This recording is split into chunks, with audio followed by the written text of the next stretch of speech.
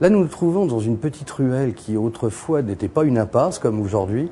Elle est devenue une impasse vers 1880, et donc la rue d'Écosse. Alors cette rue d'Écosse rejoignait la rue Valette en coude, là, quand on tournait.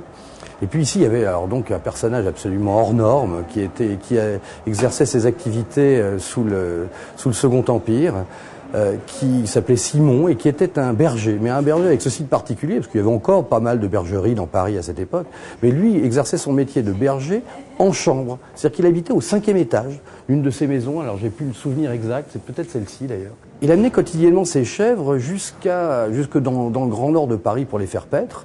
Et puis, lui, ses chèvres, quand il avait ceci de particulier, sa vie était un drame, il avait épousé une jeune femme qui lui avait donné 2 enfants, mais qui était décédée en couche, enfin bon, toutes ces choses qui sont liées, à une médecine encore un peu balbutiante, même si déjà très moderne par rapport aux temps très anciens.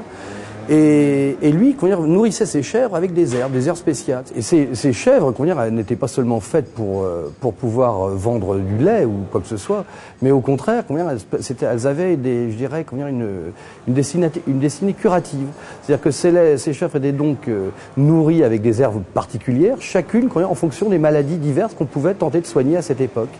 Et donc il y avait souvent, par exemple, des jeunes filles qui souffraient d'anémie, c'était une maladie relativement fréquente à cette époque. Eh bien, telle chèvre, qui d'ailleurs tout avait un nom, tous les jours, le jeune Simon, rapportait le lait curatif à la dame en question.